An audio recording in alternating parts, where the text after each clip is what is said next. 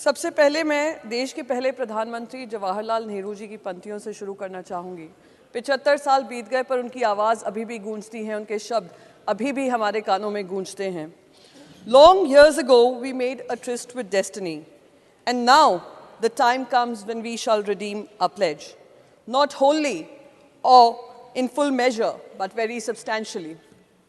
Ma'am, हमारी जो इतिहास है महिलाओं का, जब हमारा संविधान बन रहा था तो संविधान में कॉन्स्टिट्यूएंट असेंबली में ये चर्चा हुई थी कि क्या महिलाओं को आरक्षण मिलना चाहिए। वहाँ पे जो 15 महिला सदस्य भी थीं, उन्होंने उसको खारिज कर दिया था। उन्होंने कहा था कि equality will be the basis of our constitution. Baba Saheb Ambedkar ji ने एक ऐसा विजनरी कॉन्स्टिट्यूशन हमें दिया जहाँ पे महिलाओं को इक्वालिटी और समानता का समानता की ज़िंदगी दी। पर दुर्भाग्य इस बात का है कि 75 साल में जो महिलाओं को जगह मिलनी चाहिए थी, स्टेट असेंबलीज़ हों या केंद्र में हों, वो हमें मिली नहीं। इस वजह से आज हम इस रिजर्वेशन की चर्चा कर रहे हैं। आज अगर हम रिजर्वेशन की बात करते हैं, ये लड़ाई हमारी जो शुरू हुई है, इतने सालों से ये लड़ाई लड़ रहे हैं, तो मैं तो ये एक ऐतिहासिक पल मानती हूँ कि मुझे इसमें शामिल होने का सौभाग्य प्राप्त हुआ और इस बिल का समर्थन हमारी पार्टी कर रही है। पर हमारे साथ दो दिक्कतें हैं जो मैं आपके सामने साझा करना चाहती हूँ।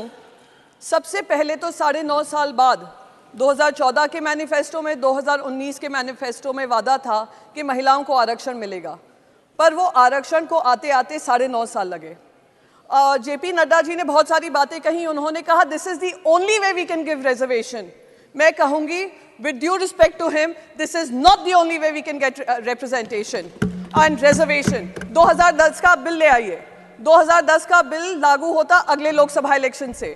आप 73rd और 74th अमेंडमेंट देख लीजिए, वो फ्यूचर डेट के नहीं थे, वो इमीडिएटली इम्प्लीमेंटेबल थे। पूरी दुनिया में कोई कानून ऐसा नहीं बना होगा जो आने वाले 7 साल बाद लागू होगा। तो ये महिलाओं के साथ ये जो हो रहा है, मैं मानती हूँ उनको एक झुंझुना दिखाया जा रहा है कि आरक्षण तो दे रहे हैं, पर आरक्षण के साथ हम कंडीशन भी रख रहे हैं। दरवाज़ा तो खोल रहे हैं, पर 7.5 साल तक आपको उसमें एंट्री नहीं देंगे, ये कह रहे हैं साथ में। मैं पूछना चाहती हूँ, क्या आपको रोक रहा है? कौन सा कॉन्स्टिट्यूशन का हिस्सा है जो आपको रोक रहा है इमीडिएट इम्प्लीमेंटेशन से? तो दुख इस बात का होता है कि हम लोग जब बात कर रहे हैं रिजर्वेशन की, पूरी तरीके से जो आज मिठाई बांटते और खुशी होती है हम सब महिलाओं में, उससे हमें वंचित किया जा रहा है। प्लीज माननीय सदस्य, मैं बस आपका समय समाप्त हो गया। जी मैम, एक मिनट में खत्म कर दूंगी। आप लोगों से ज्यादा समय नहीं मांगूंगी, ना उम्मीद है। बस जाते जाते एक चीज कहूंगी कि जो 2010 का बिल था, उसमें लेजिस्लेटिव काउंसिल्स में भी महिलाओं के लिए आरक्षण था। तो लेजिस्लेटिव काउंसिल और राज्यसभा में आप भी सांसद हैं, मैं भी सांसद हूं।